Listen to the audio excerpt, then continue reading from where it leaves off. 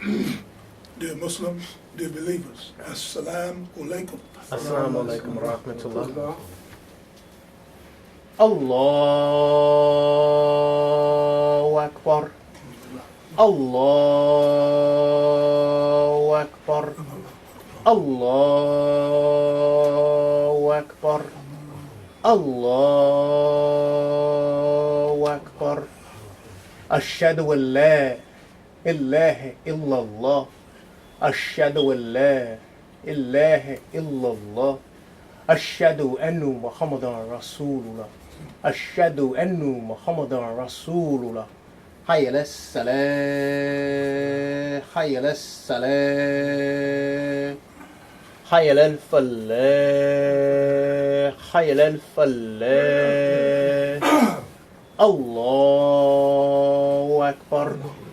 Allahu Akbar. La ilaha illallah.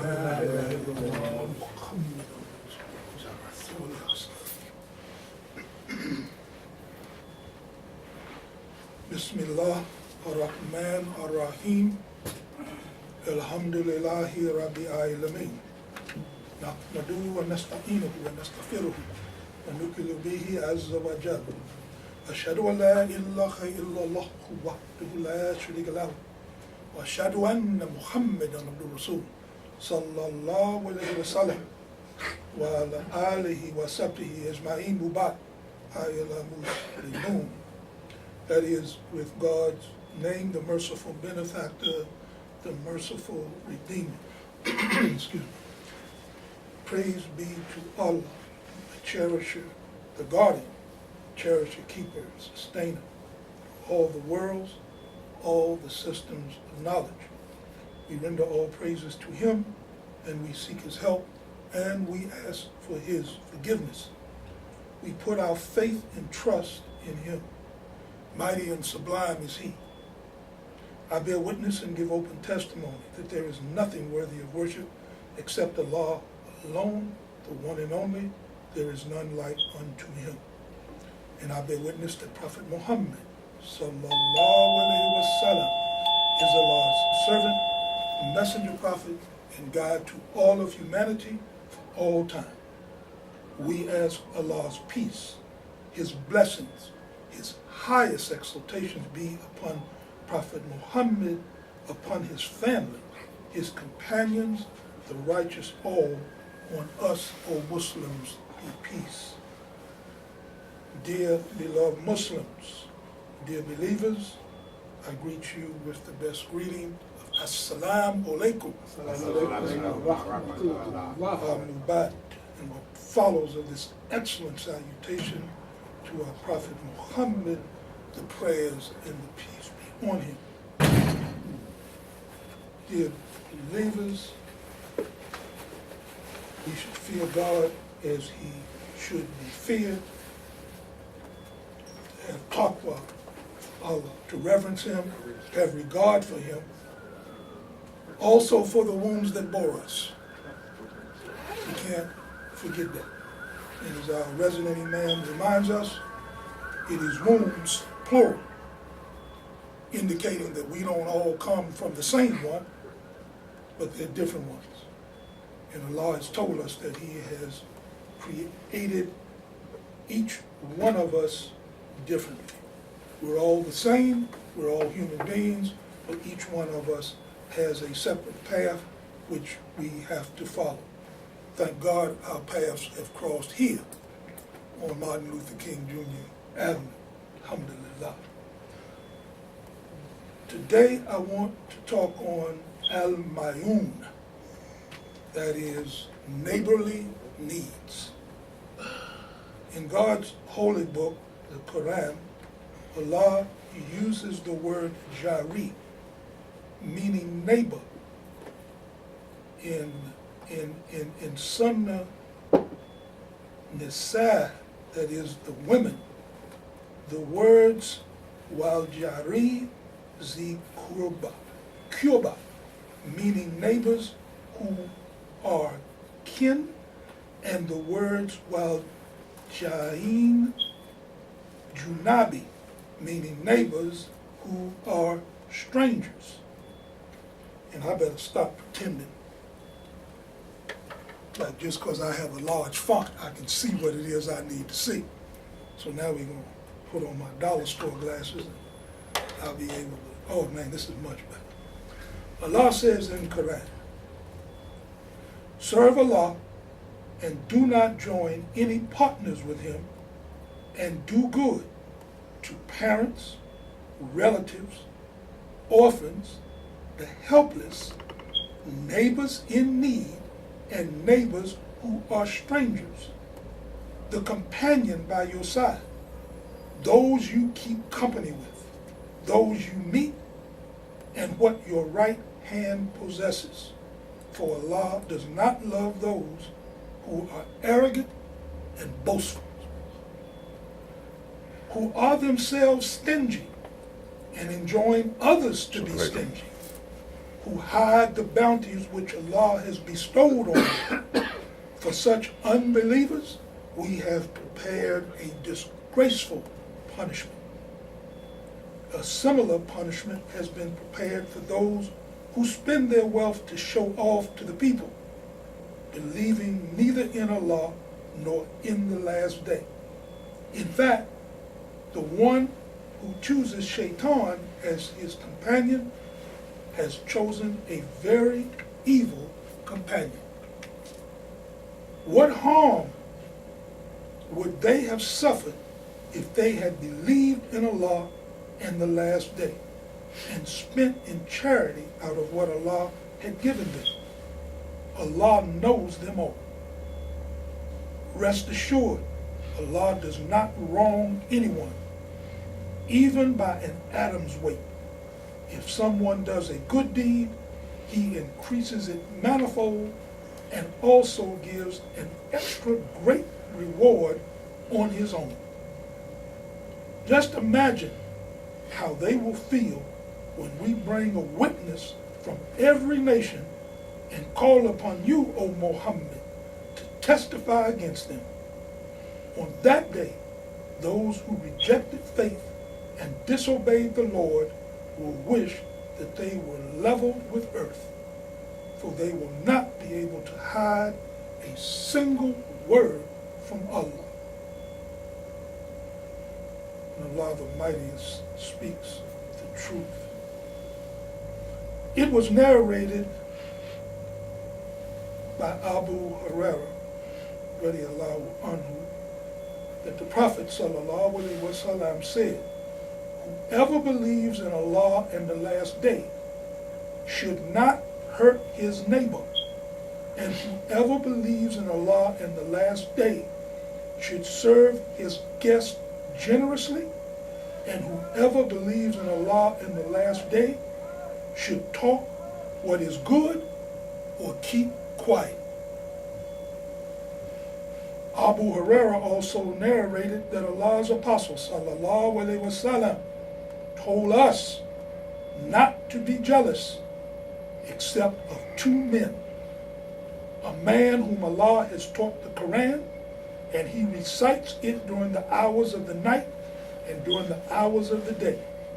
And his neighbor listens to him and says, I wish I had been given what has been given to so-and-so, so that I might do what he does.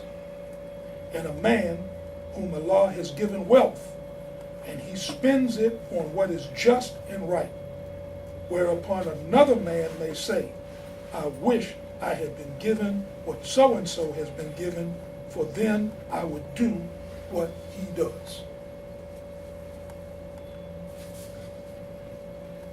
In one of the last surahs in Allah's book is where you will find Surah Al-Ma'un, or neighborly needs. There are other meanings for Al-Ma'un as well. It also means small kindnessness. What I have in previous talks have generally been described as just the little things. just the small kindnesses. And it also means almsgiving, what we refer to from time to time as sadaqah, or charity, but not to be confused with zakat, charity, because zakat is obligatory with a whole different set of meanings. While sadaqah, though encouraged throughout Quran and the Sunnah of our Prophet Muhammad sallallahu alaihi wasallam, is not. And al-ma'un is not just the giving of small kindness or neighborly deeds, but the giving of them freely. So you can't be stingy, you can't be miserly, you can't be doubtful, wondering if you should do this or what might happen to you if you were to extend yourself to your neighbor. You give of it freely. In other words, you don't have to be dragged kicking and screaming just to do the right thing. Allah says in Quran, Bismillah ar-Rahman ar-Rahim, have you seen the one who denies the final judgment? He is the one who drives away the orphan with harshness, and he does not encourage or urge others to feed the poor. So woe to those who offer prayers but are heedless to the commandments of their prayers, who do good deeds only to be seen, a show of piety, but refuse to supply even neighborly needs. It was narrated by Aisha, radiallahu anha, that the Prophet sallallahu alaihi wasallam said to her when asked, "O Allah's apostle, I have two neighbors, and would like to know to which of them I should give presents." He replied, "To the one whose door is nearer to you." It was narrated by Abu Wail from Hudayfa. Umar asked the people, "Who remembers the narration of the Prophet about the affliction?" Hudayfa said, "I heard the Prophet ﷺ saying, the affliction of a person in his property, family, and neighbors is expiated by his prayers, fasting, and giving in charity." Umar said, "I do not ask about that, but I ask about those afflictions which will spread like the waves of the sea." Hudayfa replied, "There is a closed gate in front of those afflictions."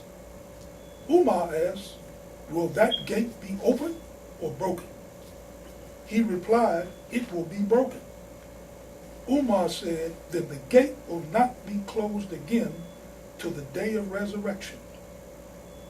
We said to Masraq, "Would you ask Hudayfa whether Umar knew what that gate symbolized?" He asked him, and he replied, he knew, that is Umar, knew it as one knows that there will be night before tomorrow morning. And in another narration, it says that Umar was the gate. It was narrated by Abdullah that he asked the Prophet sallallahu alaihi wasallam, "What is the greatest sin in the sight of Allah?" He said, "That you set up a rival unto Allah, though He alone created you." I said, "That is indeed a great sin." Then asked, "What is next?" He said, "To kill your son, lest he should share your food with you." I asked, "What is next?" He said, "To commit illegal sexual intercourse with the wife of your neighbor." It was narrated by Abu Hurairah, radiallahu anhu, and Allah be pleased with him, that the Prophet sallallahu alaihi wasallam said, "Whoever believes in Allah and the last day should not hurt or trouble his neighbor, And I advise you to take care of the women, for they are created from a rib, and the most crooked portion of the rib is its upper part. If you try to straighten it, it will break. And if you leave it, it will remain crooked. So I urge you to take care of the women.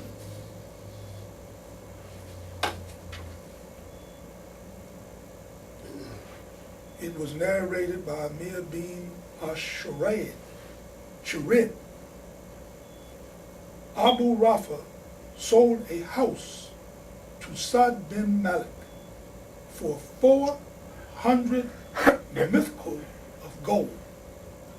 I have no idea what a mithqal is. I didn't have time to look it up, but I know what gold is. So there was 400 of them. Whether it was 400 ounces, 400 pounds, whatever it turns into, it was gold.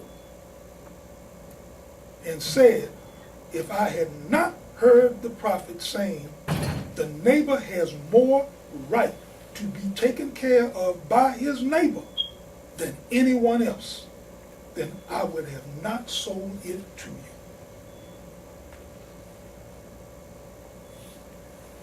The Mujaddid said this just prior to the 2005 convention. This is the time for us to express the best that we have in our religion and speak to this need in the world to have people recognize each other, because they live in too close of confines now. We can't ignore each other anymore. We have to present the best we have in our religion and present it to the world's eye so that we can support each other and not ignorantly work against each other. It is ignorance that causes us to work against each other more than any other thing. Muhammad the Prophet ﷺ pressed us as God has pressed him concerning the respect and treatment we should give neighbors and the value of the neighbor. He said that God pressed him so much about his neighbor till he thought his neighbor would inherit him. Now, if the neighbor inherited the prophet, that means the Muslims won't have him anymore. That is happening to a small degree when we meet in Rome with the Focolai and others. When we meet with these high-level people, we get the feeling that the more educated ones are studying our religion to get the beauty of our religion, more so than our own leaders are doing on the whole. We should not want that non-Muslims inherit our prophet and leave us without a prophet. We should be concerned about our neighbor. Now I want to read this hadith that the Imam mentioned about making your neighbor your heir.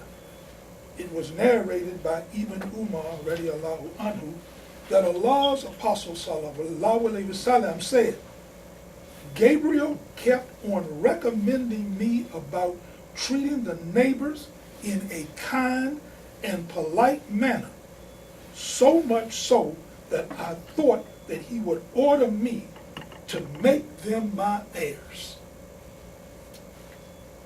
Abu Hurairah narrated that Allah's Apostle said, anybody who believes in Allah and the last day should not harm his neighbor, and anybody who believes in Allah and the last day should entertain his guests generously, and anybody who believes in Allah and the last day should talk what is good or keep quiet. And finally, before we close this first part, it was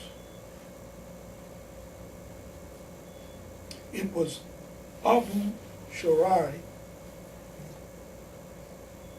who said that the Prophet ﷺ said, by Allah, he does not believe. By Allah, he does not believe. By Allah, he does not believe.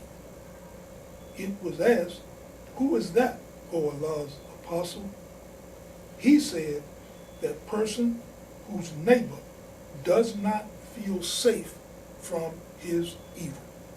Let's pray for forgiveness.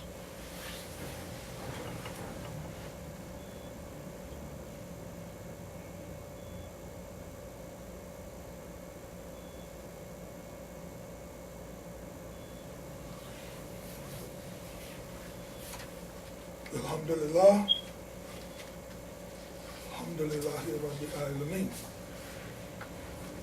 Ashhadu an la ilaha illallah wahdahu la sharika lahu. Ashhadu anna Muhammadan sallallahu alaihi wasallam. So we are speaking on al-Mayun, or the neighborly needs.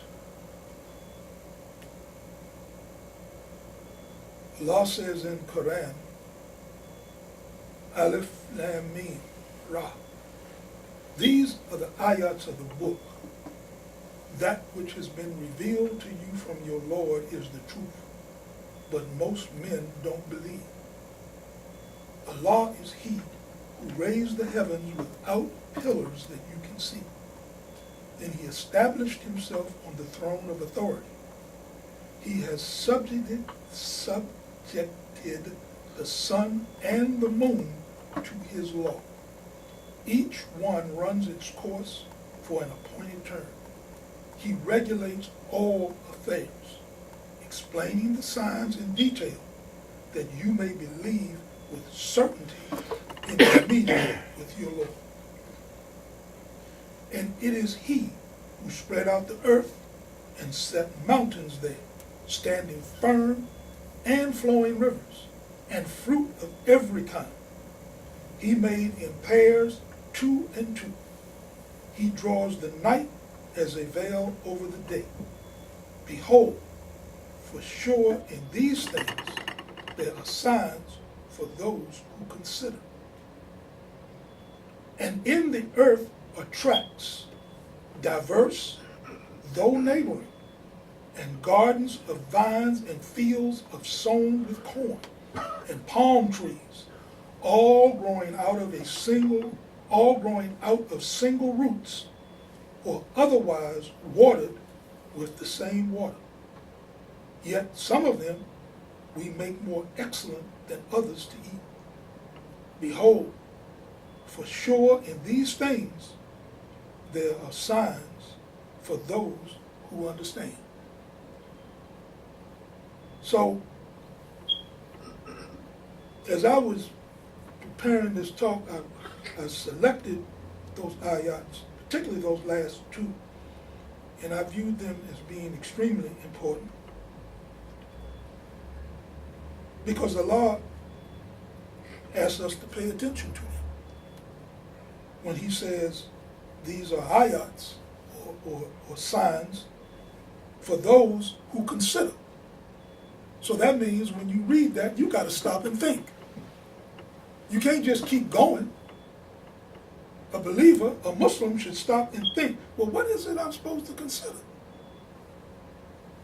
And then he closes the ayat and says, with ayats for those who understand.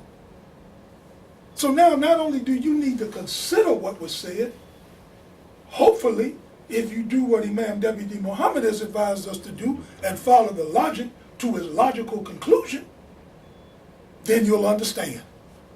So you've got the consideration, and then you've got the understanding. One comes before the other. You can't get the understanding without considering what it is you're supposed to be understanding. There's a process. There's a process for everything. The sun doesn't just come up when it wants to. It comes up in an order. The moon doesn't shine full all the time because it ain't in charge of nothing. It's a process. And we keep hopping on this, but you've gotta keep repeating this over and over so that we all understand it, not just you, including me. Because we all have a tendency to become lax every now and then. And it's because Allah has blessed us with the intelligence, and we try to do our best to follow his book, to follow the sunnah of the Prophet sallallahu alaihi wasallam, and anything that makes good sense. That brings us back to doing what is right. So those last two ayats are important. But then the question becomes, so what is it that we need to consider? And while we're considering this, what is it that we're supposed to understand? With respect to both of them, if you follow the logic, you could draw the same conclusion. When Allah asks what you are to consider, just before that, before he asks you to consider, he says, it is he who spread out the earth and set mountains there, standing firm, and flowing rivers, and fruit of every kind. He made in pairs, 2 and 2.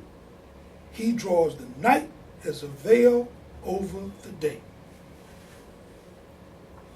And then he asks you, for sure, in these things, there are signs for those who consider.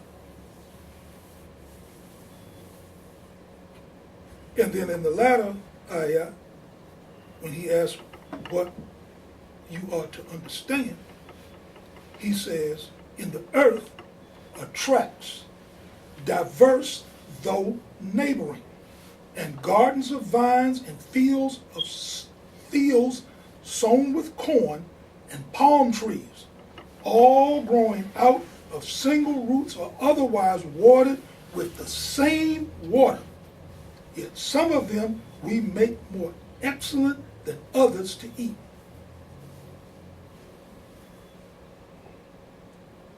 Now, I concluded that it's saying to us, and it says to us twice, that we as human beings have to work in harmony with each other, not against each other. We have to work like the earth spread out, with mountains standing firm and flowing rivers and fruit of every kind, 2 and 2, in pairs, working in harmony with one another. That these tracts, though they're diverse, just like we're diverse, all of us are not the same. We could put on the same exact clothing, put on a clothing that is uniform, but we are still not the same. So we're like these tracts. We're diverse, but we're also neighboring. And these tracts are working together, not separately, not apart. They're right next to each other, just like our neighbors. A palm tree growing out of a single root or otherwise, all the palm trees are watered with the same water. And yet, though they get the same water, Allah has made some more excellent than others to eat. Same exact water, same palm tree. But Allah has made it so that some of them taste better than other things. And you know this. Those of you who go shopping, how many times have you been around the fruits and the vegetables, and there may be 2 or 3 other people standing there with you getting the same thing, and they pick up the fruit or vegetable that you just put back because you didn't want that, and then you take the one that they put back? Well, what was wrong with the one they picked? It was a choice that you made, because you knew that one of those were going to taste differently than the other, and you just pray that that pepper that you picked up was the sweet one that you were looking for. That you don't get it home and then the next day it becomes rotten. But you also know that all of those vegetables and fruit that were on the table were watered with the same water. It's like we've often said across this rostrum before, Allah doesn't discriminate with his sunshine. The evil person and the good person gets the same sunshine. When it rains, everybody gets rained on. If you anywhere near the rain, you're going to get rained on. There's no distinction. Could you imagine if there was a distinction that the only good people got rain and the bad people didn't? or the good people got the sunshine and the evil ones didn't get it. You got murderers, robbers, and rapists that although they may only let them out once every 1 hour, every 24 hours, or once a week, depending on how despicable they are, they step out in that yard and they get the same sunshine as the warden who's watching over him or her.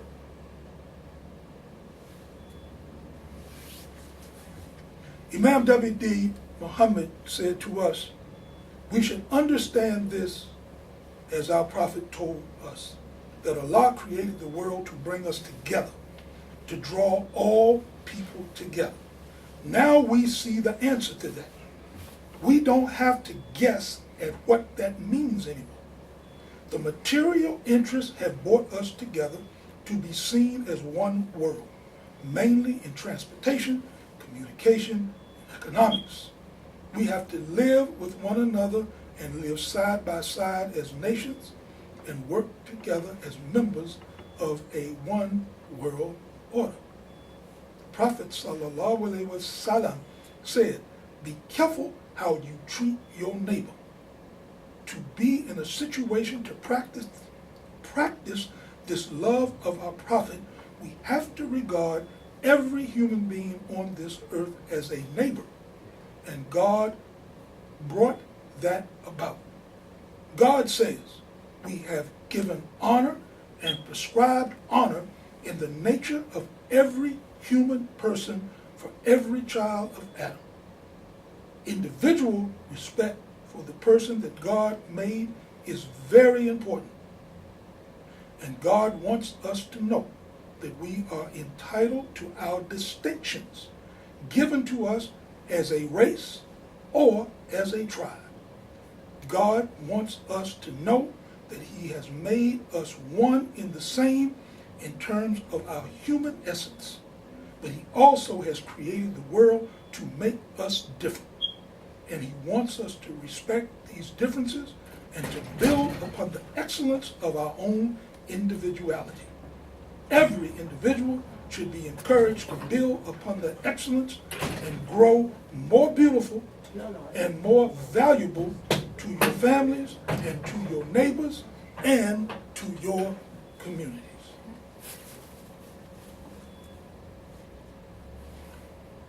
So I'm asking now,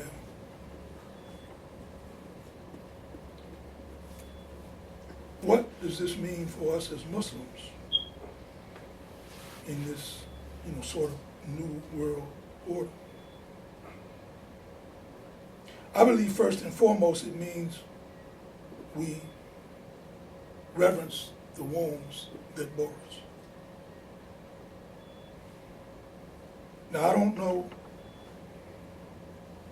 what womb has borne every person sitting on this floor today, or who may be listening to this on a CD or viewing it through the videotape.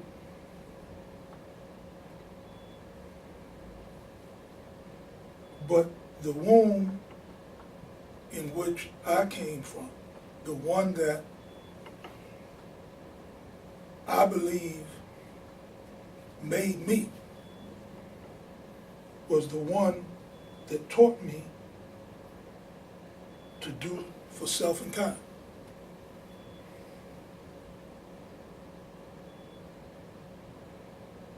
The one that taught us to support one another, to have faith in God, but also have faith in ourselves and in others like us.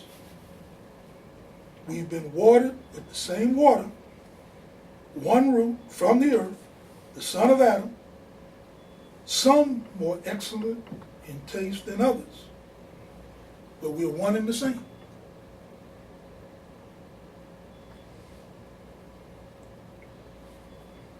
Our human nature, like the earth, requires us to support one another. To support one another in business, in religion, in education, and in politics. We have to be the example for the world. We start by supporting our own. All of God's books require us to do just that. All of them. The Quran tells us the story of Moses and the 12 tribes. Strike the rock, Moses, and each tribe will know where it needs to go. They were thirsty. You'd get thirsty too if you've been running through the desert not even knowing where you're going. And Moses asked for some relief so that his flock could quench their thirst. So he was told to strike the rock, and out gushed 12 springs. And the people just didn't rush to the spring except the one that they were supposed to be, because they were different tribes. There was the tribe of Benjamin. I think the biggest tribe was Judah. That's how they became Jews. But they all came from different tribes, and each one of them knew where to go. The Christians are told that charity begins at home and then spreads abroad. But you got to take care of yourself first. And I thought about this to show us that I'm not jerking you all around when I tell you that the womb that bore me was to do for self and kind. Because at 65 years old,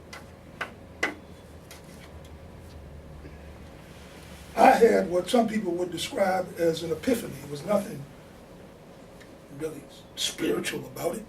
It was just an awakening. It was like, you know, if you could see a caricature over me, it'd be a light bulb that would go off.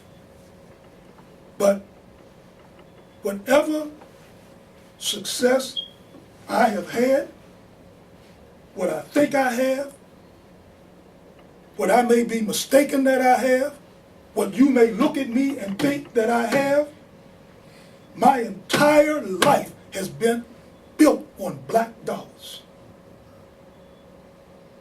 Ever since I went into business, 1974, I have always gotten money from my people. Black dollars. Every single business. I didn't depend on nobody else but my own. And that left a heavy responsibility on me. Because once I got it, I had a duty to return it. And I was returning it even before I became Muslim. I knew what I had to do. And this is how I spent your money. Your black dollars. I took your dollars and made sure that they circulated back in your community. Well, how'd you do that, brother? Every time I had a suit made, I went to a black man. When I needed my house painted, I called a black man. When I needed work done in my house, electricians, plumbers, carpenters, you name it. When I needed concrete work done, bricks laid, I called black people. Now, what they did with the money once they got it, I couldn't tell you. I hope they turned around and did the same thing that I did. And I did it based on what Imam W.D. Muhammad said. And he said this years ago. How many years ago? When I first came into the community, which was December of 1979. Now, he could have said it before that. But one of the things that he taught me was you go to your brother and you spend your money with your brother, even if his price is higher. Because he knows if you do that, one day, with your support, he'll be able to get a better price. But you got to see that vision. You can't be saying to yourself, oh man, his prices are just too high. Higher than what? Higher than the white man that ain't gonna put one dime back into your community? Except death and destruction? How you think the guns got there? Who you think made the bullets? To hell with the guns. You ain't make no bullets. You can't even make toilet paper to wipe your behind with. And what is it the country folks say? You ain't got a pot and a window to throw it out of. You got nothing. Because we ain't built anything. Individually, yes. But that has got to stop. But brother, you past your prime. It's true. No, I'm not. As long as I got breath in my body, I ain't stopped. I ain't stopped doing it. I'm still getting black dollars. And the one time that I ran to the white man, I got burned. Oh, I thought I was in the big time. Yes, I did. Don't you think I didn't? You ain't never had lunch with Japanese that flew over to talk to you.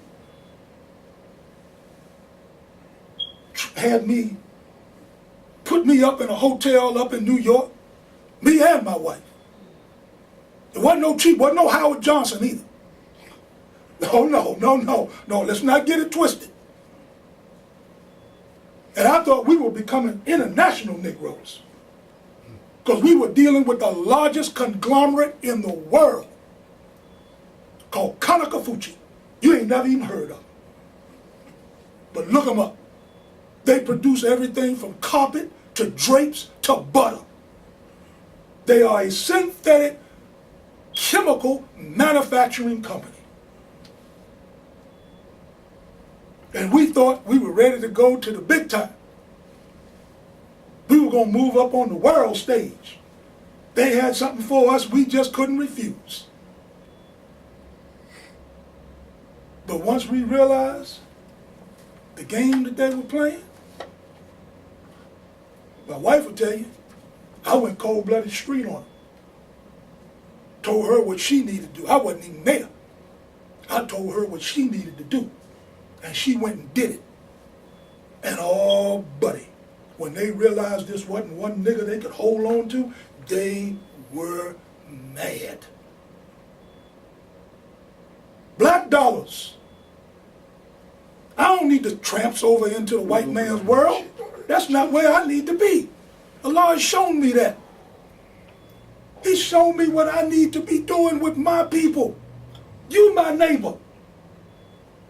And I need to be providing you neighborly needs. Whatever it is you need. We need to do that for each other. We need to support everybody that's in business. We in this man's house right here.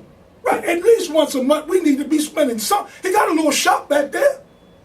But brother, he ain't really got nothing in there I need. What somebody else needed? Huh? Okay, you don't need it. Okay, big deal. All right. You don't know a neighbor that may need it? Or how about just buying something from him or anybody else that's in business and then giving it to your neighbor? Oh, here, I got this gift for you. That's al-Mayun. Those are the neighborly needs. Those are the things that we're missing. It's those little things. What has been described in al-Mayun as small kindness. Ain't no big thing. I ain't asked you to go buy your neighbor a Cadillac. You ain't got Cadillac money. But what about a gift certificate to get an oil change for that little hoopty they got? They'd be shocked and amazed. Oh, he's wonderful. Why you want to do that? Because when you leave this earth, the room should be overflowing with people that you've done things for. The Prophet ﷺ would not go to bed. He couldn't sleep if he still had a dinar in his pocket. And whatever a dinar is, I don't know what the denomination is. Could have been $1, $100, or a penny, but he couldn't go to sleep until he got it. Because he recognized that his people had needs. And he knew, like I know, that Allah is going to provide for you. He didn't have to want for nothing. Imam W.D. Muhammad was like that.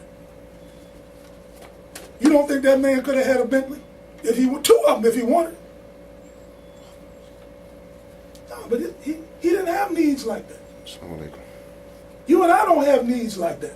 We think we do.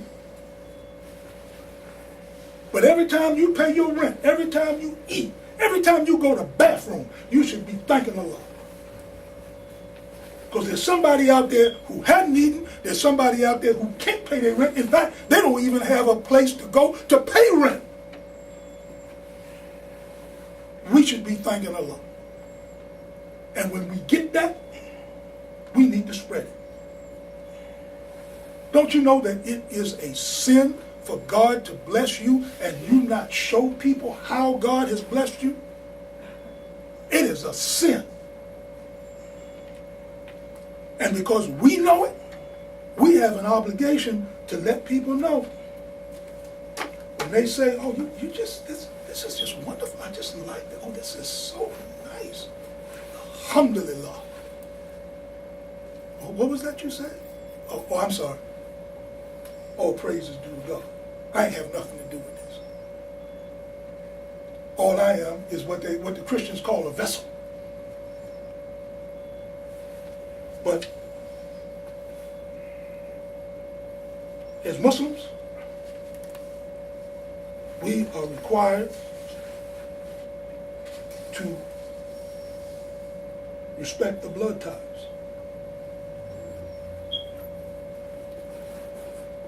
Your non-Muslim family members, your mother who may not be Muslim, your father, brothers, sisters, uncles, they got rights over you. They come before me. That's your family. Y'all got the same blood running through your veins. If I need as a Muslim and they need, they come first. That's our instruction. That's instruction from Quran. That ain't just somebody just saying something. That's God talking. You cannot get away from the blood ties. And don't be foolish. Be going around calling your mother a kafir. What the hell is wrong with you? I mean, I ain't never heard nothing like that before. Man. I mean, that just makes me cry when I hear a Muslim say something like that about his own mother. I mean, that just doesn't make sense.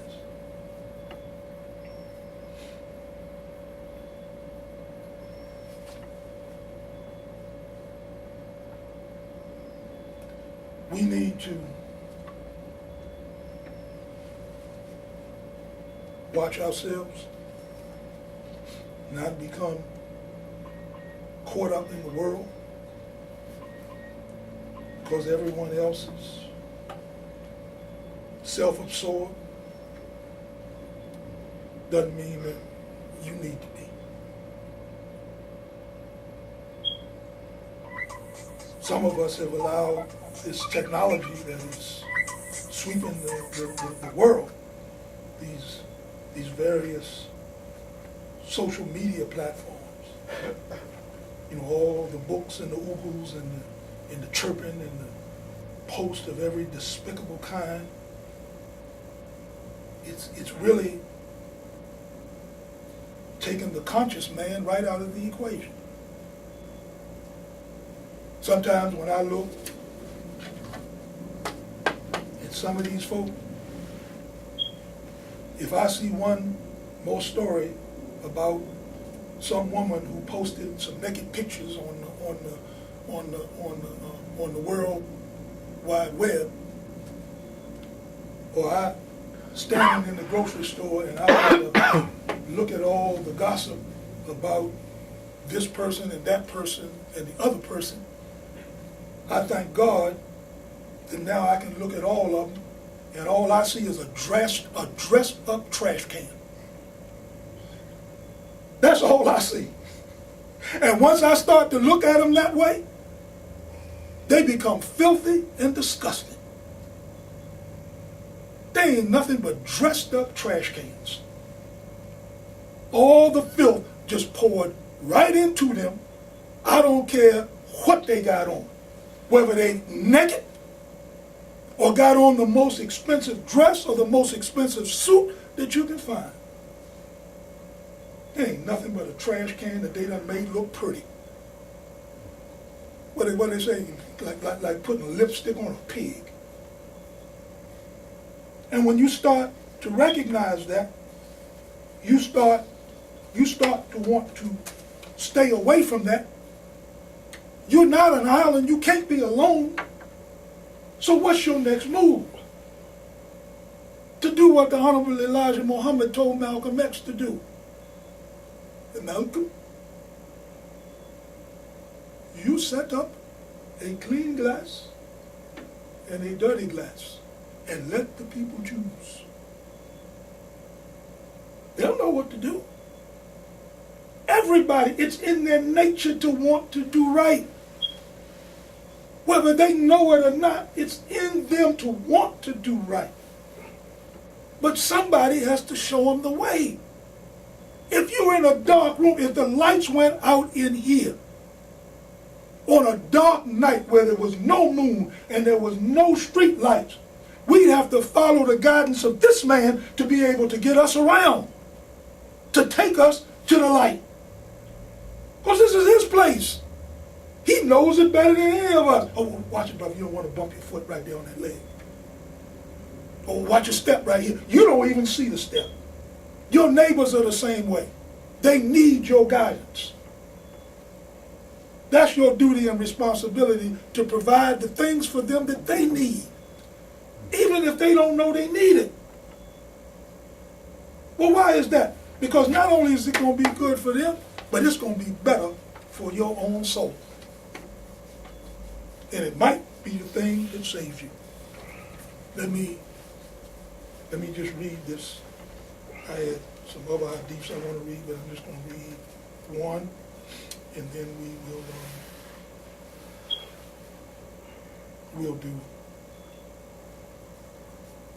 we'll complete our 2 rakats for the door prayer.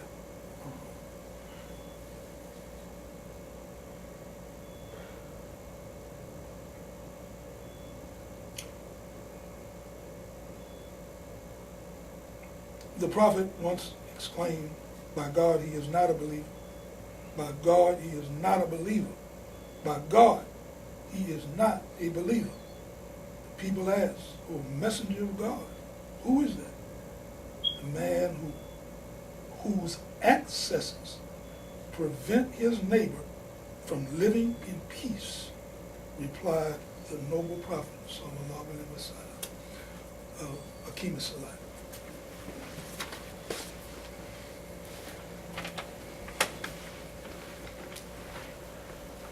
Allahu Akbar, ashhadu wa la ilaha illallah, ashhadu anna Muhammadan Rasulullah, hayya ala salah, hayya ala falah, kad qamati salah, Allahu Akbar, la ilaha illallah.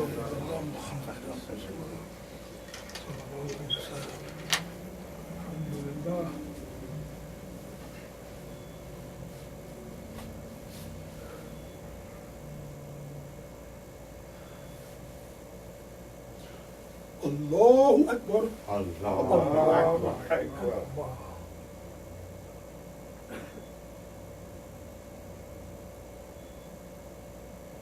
Bismillah ar-Rahman ar-Rahim. Alhamdulillahi Rabbil Alameen. Ar-Rahman ar-Rahim. Maliki Yawmiddin. Iyaka na'budu wa iyaka nasta'in. Ihdinas siratal mustaqim. Suratal ladina anta ilayhim ghayril maghdubi alayhim ولا الضالين.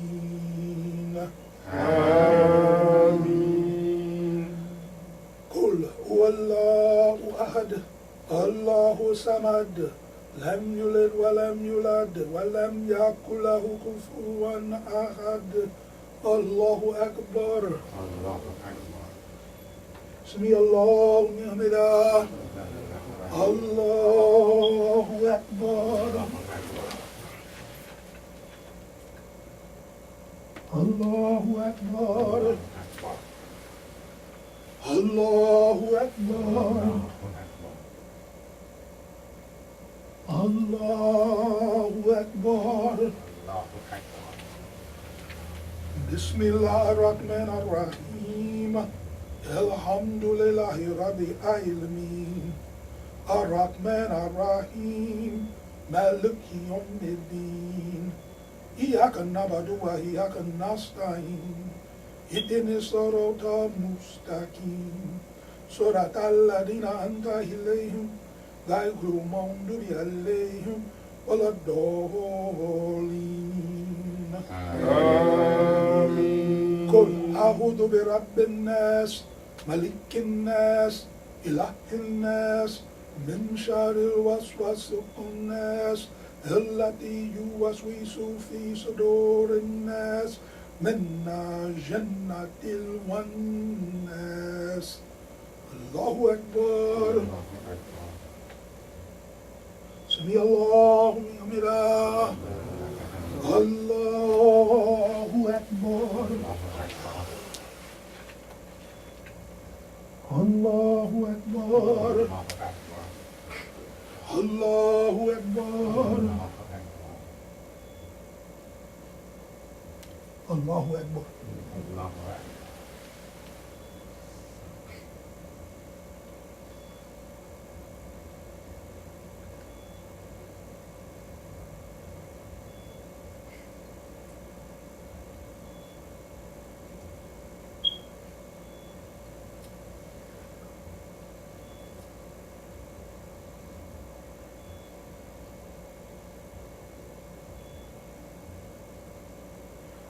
السلام عليكم ورحمة الله. السلام عليكم ورحمة الله. السلام عليكم ورحمة الله.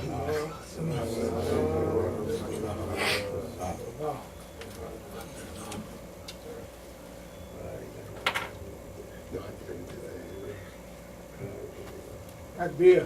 الله أكبر.